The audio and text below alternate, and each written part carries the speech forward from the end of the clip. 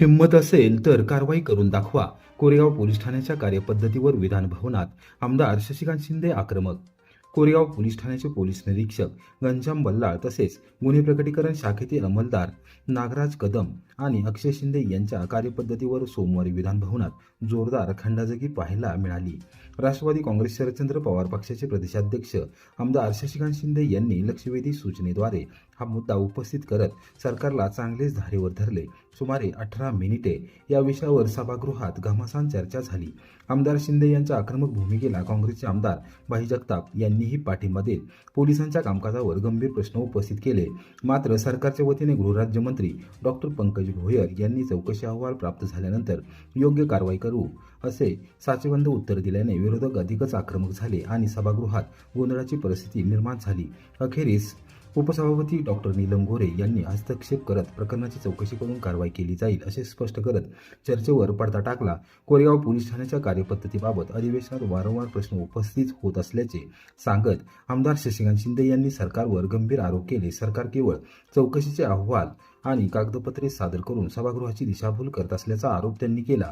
यावेळी शिंदे यांनी अधिवेशनादरम्यान सादर केलेल्या पेन ड्राईव्ह प्रकरणाचा संदर्भ देत चौकशीदरम्यान ज्या व्यक्तीला पोलीस निरीक्षकांनी मोबाईलवरून कॉल केला होता त्या व्यक्तीचे निवेदन सभागृहात वाचून दाखवले. त्यानंतर बल्लाळ यांच्या कार्यपद्धतीबाबत विविध उदाहरणे देत त्यांनी सरकारला थेट सवाल केला. सरकारच्या वतीने उत्तर देताना गृहराज्यमंत्री डॉक्टर पंकज भोयर यांनी पोलीस महासंचालकांनी कोरेगाव पोलीस ठाण्याच्या संदर्भात अहवाल सादर केला असल्याचे सांगितले. अहवालानुसार संबंधित पोलीस निरीक्षकांचे कामकाज चांगले असून त्यांनी अवैध व्यवसायांवर कारवाई केली आहे तसेच गुन्हेगारी नियंत्रणात ठेवण्याचे काम केले असल्याचे त्यांनी नमूद केले. मात्र हे उत्तर ऐकताच आमदार शशिकांत शिंदे संतप्त झाले. सरकारमध्ये हिंमत असेल तर संबंधित अधिकाऱ्यांवर कारवाई करून दाखवा असे आवाहन देत त्यांनी सरकारला पुन्हा एकदा धारेवर धरले. काँग्रेसचे आमदार भाई जगताप यांनी देखील चर्चेत उडी घेत कायद्यातील तरतुदींचा संदर्भ देत गुन्हा दाखल न करणाऱ्या पोलीस निरीक्षकाला निलंबित करण्याची मागणी केली. आज आम्ही या बाजूला बसलो आहोत, उद्या कदाचित त्या बाजूला बसू, मात्र कोणत्याही अधिकाऱ्याने राजाश्रय घेऊ नये असे स्पष्ट करत त्यांनी कारवाईची मागणी लावून धरली. नामर्द शब्दावरून वाद. चर्चेदरम्यान गृहराज्यमंत्री भोयर यांनी स्थानिक राजकारणापोटी एखाद्या अधिकाऱ्याचा बळी जाऊ नये असे वक्तव्य केले. यावर आमदार शिंदे अधिकच आक्रमक झाले. आम्ही स्थानिक राजकारण करत नाही, आम्ही मोर्चे काढले आहेत, आम्ही नामर्द नाही असे म्हणत त्यांनी सरकारला पुन्हा एकदा कारवाईचे आव्हान दिले. यावर उपसभापती डॉक्टर नीलम गोरे यांनी आक्षेप नोंदवत नामर्द हा शब्द मागे घेण्याचे निर्देश दिले. मंत्री हे सरकारच्या वतीने उत्तर देत असून दोन्ही बाजू तपासून घेणे आवश्यक असल्याचे सांगत त्यांनी सभागृहाला शांत करण्याचा प्रयत्न केला. एकूणच कोरेगाव पोलीस ठाण्याच्या कार्यपद्धतीवरून विधानभवनात पुन्हा एकदा जोरदार चर्चा रंगली. सातत्याने प्रश्न उपस्थित होत असतानाही पोलीस प्रशासन अद्याप कागदोपत्री कामकाजात अडकले आहे का असा सवाल उपस्थित होत असून या प्रकरणात पुढे सरकार नेमकी काय भूमिका घेते याकडे सर्वांचे लक्ष लागले आहे.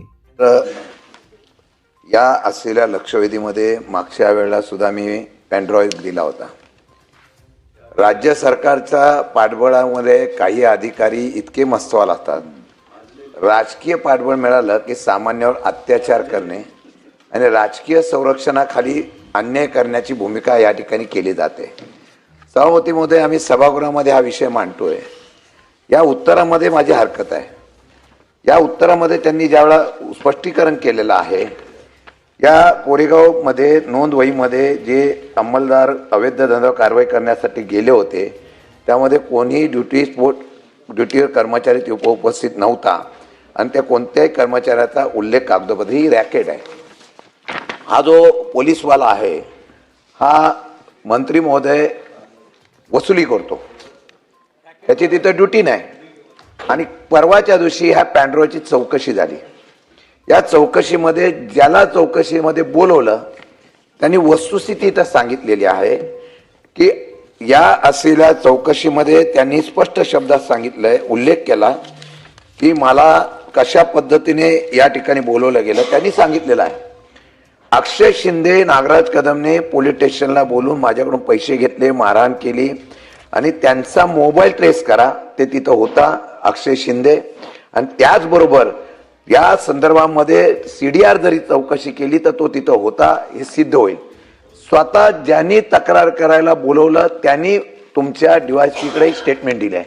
मग ही स्टेटमेंट दिलेल्या असताना या स्टेटमेंटमध्ये तो तिथं नव्हता असं सांगणं म्हणजे उत्तरामध्ये विसंगती आहे. खोटं उत्तर कोणी दिलं त्याच्यावर पहिली कारवाई करणं गरजेचं आहे.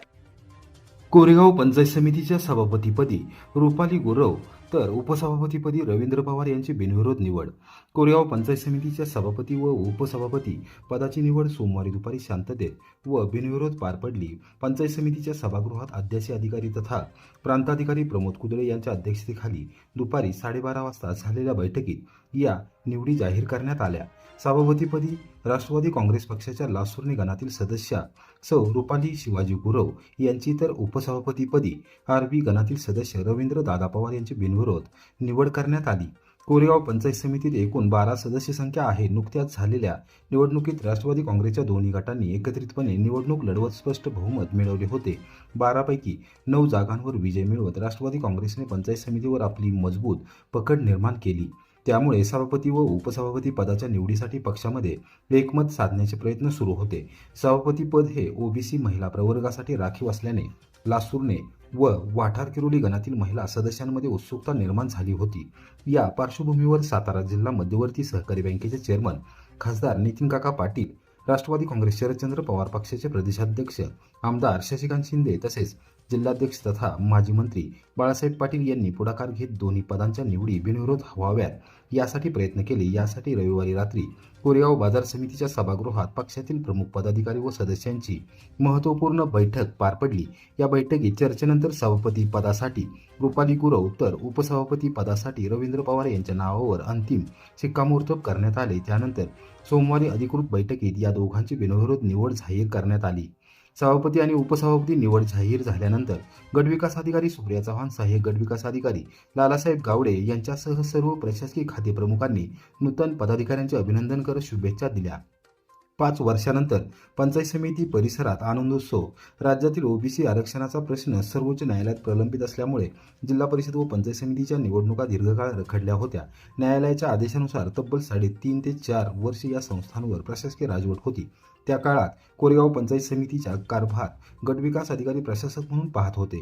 न्यायालयाच्या निर्णयानंतर झालेल्या निवडणुकीत राष्ट्रवादी काँग्रेसने कोरेगाव तालुक्यात उल्लेखनीय यश मिळवले. सोमवारी सभापती व उपसभापती निवडीनंतर पंचायत समिती परिसरात पदाधिकारी व कार्यकर्त्यांनी गुलालाची उधळण करत जल्लोष केला. तब्बल 5 वर्षानंतर पंचायत समितीच्या आवारात असा आनंदोत्सव पाहायला मिळाल्याने कार्यकर्त्यांमध्ये उत्साहाचे वातावरण निर्माण झाले. रायगडावर बुधवारी ऐतिहासिक शौर्य दिन सोहळा. छत्रपती शिवाजी महाराज व राजश्री खंडेराव बर्गे यांना कोरेगावकर नागरिक करणार अभिवादन. स्वराज्याची दुसरी राजधानी म्हणून ओळख असलेल्या किल्ले रायगड येथे बुधवार दिनांक 18 मार्च रोजी ऐतिहासिक शौर्य दिन सोहळ्याचे आयोजन करण्यात आले आहे. किल्ले रायगड तिसऱ्यांदा स्वराज्यात सामील झाल्याच्या ऐतिहासिक घटनेला यंदा तब्बल 253 वर्ष पूर्ण होत असून त्या पार्श्वभूमीवर कोरेगाव येथील श्रीमंत हर्जीराजे बर्गे प्रतिष्ठानच्या वतीने हा सोहळा साजरा केला जाणार आहे. या ऐतिहासिक मोहिमेत कोरेगावचे शमशेर बहाद्दर राजश्री खंडेराव बर्गे यांनी अतुलनीय पराक्रम गाजवत स्वराज्याच्या इतिहासात आपले नाव अजरामर केले. त्या शौर्याला वंदन करण्यासाठी तसेच स्वराज्याचे संस्थापक छत्रपती शिवाजी महाराज यांच्या कार्याला अभिवादन करण्यासाठी हा विशेष कार्यक्रम आयोजित करण्यात आला आहे. श्रीमंत हर्जीराजे बर्गे प्रतिष्ठानच्या वतीने प्रसिद्ध इतिहास संशोधक पांडुरंग सुतार आणि ज्येष्ठ विधिज्ञ चंद्रशेखर बर्गे यांनी या कार्यक्रमाबाबत माहिती दिली. त्यांनी सांगितले की किल्ले रायगड तिसऱ्यांदा स्वराज्यात आणण्यासाठी झालेल्या घनघोर लढाईत राजश्री खंडेराव बर्गे यांनी अद्वितीय शौर्य दाखवले. या विजयाच्या निमित्ताने रायगडावरील राजसिंहासनासमोर सरदारांनी रुपयाची फुले उधळून आनंदोत्सव साजरा केला होता. त्या गौरवशाली क्षणाला 253 वर्ष पूर्ण होत असल्याने हा सोहळा विशेष उत्साहात साजरा केला जाणार आहे. या सोहळ्याला कोरेगाव परिसरातील बर्गे घराण्याचे सदस्य तसेच 18 पगड जातीतील शेकडो नागरिक मोठ्या संख्येने उपस्थित राहणार आहेत. कार्यक्रमाचे अध्यक्षस्थान कोरेगावचे प्रथम नगराध्यक्ष प्रशांत उर्फ राजाभाऊ बर्गे भूषवणार आहेत. यावेळी किल्ले रायगडावरील छत्रपती शिवाजी महाराज यांच्या पुतळ्यास पुष्पहार अर्पण करून अभिवादन करण्यात येणार आहे. त्यानंतर राजसिंहासनासमोर भगवा ध्वज फडकवून स्वराज्याच्या परंपरेला अभिवादन केले जाईल. तसेच राजश्री खंडेराव बर्गे यांच्या प्रतिमेचे पूजन करून त्यांच्या शौर्याची आठवण जागवली जाणार आहे. सोहळ्यानंतर या कार्यक्रमात सहभागी झालेल्या शेकडो कोरेगावकर नागरिकांकडून रायगड किल्ल्याचे दर्शन घेण्यात येणार असून स्वराज्याच्या इतिहासाची साक्षी देणाऱ्या या पवित्र स्थळाला अभिवादन केले जाणार आहे. मसवडच्या श्री सिद्धनाथ मंदिरातील पितळी घंटा कोरेगावच्या इतिहासाची साक्ष. किल्ले रायगड तिसऱ्यांदा जिंकून स्वराज्यात आणल्यानंतर साताऱ्याचे छत्रपती शाहू महाराज यांनी राजश्री खंडेराव बर्गे यांना शमशेर बहादर हा किताब बहाल करत इनाम वतन दिले होते. ही ऐतिहासिक मोहीम यशस्वी झाल्यानंतर राजश्री खंडेराव बर्गे यांनी आपल्या घराण्याचे कुलदैवत असलेल्या श्री सिद्धनाथ मंदिर येथे भलीमोठी पितळी घंटा अर्पण केली. आजही मंदिराच्या प्रवेशद्वाराजवळ ही घंटा पाहावयास मिळते. या पितळी घंटीवर सरदार खंडेराव बर्गे अशी अक्षरे कोरलेली दिसतात. त्यामुळे ही घंटा कोरेगावच्या ऐतिहासिक पराक्रमाची आणि त्या काळातील शौर्य परंपरेची जिवंत साक्ष म्हणून ओळखली जाते. गुढीपाडव्याच्या मुहूर्तावर साताऱ्याच्या ग्रामदैवत श्री ढोल्या गणपती मंदिराच्या जीर्णोद्धाराचा शुभारंभ. सातारा शहराचे ग्रामदैवत म्हणून ओळखले जाणारे श्री ढोल्या गणपती मंदिर येथे गुढीपाडव्याच्या पवित्र मुहूर्तावर मंदिराच्या जीर्णोद्धार कामाचा शुभारंभ करण्यात येणार आहे. हा कार्यक्रम गुरुवार दिनांक 19 मार्च रोजी सकाळी 10:30 वाजता मान्यवरांच्या उपस्थितीत होणार आहे.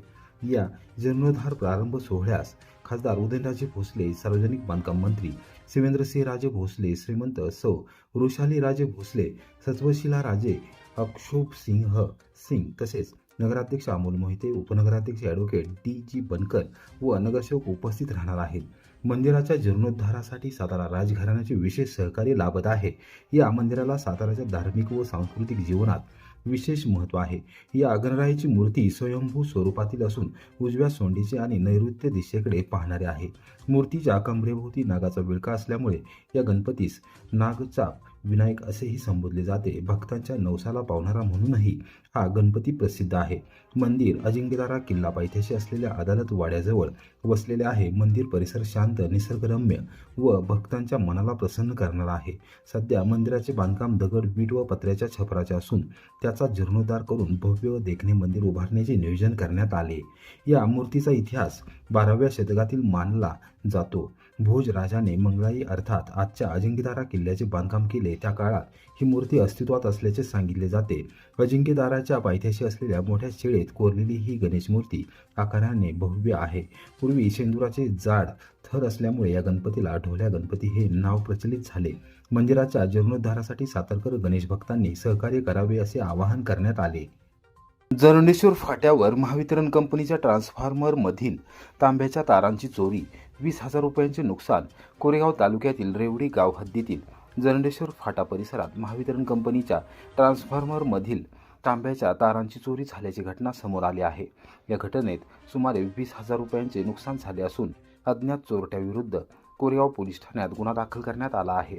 याबाबत कोरेगाव पोलीस ठाण्यातून मिळालेल्या माहितीनुसार रेवडी गावाच्या हद्दीत जरंडेश्वर फाटा येथे महावितरण कंपनीचा 100 kVA क्षमतेचा विद्युत ट्रान्सफॉर्मर आहे. दिनांक 16 मार्च रोजी पहाटे सुमारे 2 वाजण्याच्या सुमारास अज्ञात चोरट्याने ट्रान्सफॉर्मरमधील सुमारे 130 किलो वजनाची व अंदाजे 20,000 रुपये किमतीची तांब्याची तार चोरी करून नेल्याची घटना घडली. चोरी करताना चोरट्याने ट्रान्सफॉर्मरमधील ऑइल जमिनीवर सांडून त्याचे नुकसानही केल्याचे तक्रारीत नमूद करण्यात आले. महावितरण कंपनीच्या संमतीशिवाय लबाडीने ही चोरी करण्यात आल्याचे स्पष्ट झाले. या प्रकरणी महावितरण कंपनीचे कनिष्ठ तंत्रज्ञ संजय मारुती भंडलकर यांनी दिलेल्या फिर्यादीवरून कोरेगाव पोलीस ठाण्यात गुन्हा दाखल करण्यात आला आहे. पोलीस हवालदार ज्योतिराम शिंदे तपास करत आहेत.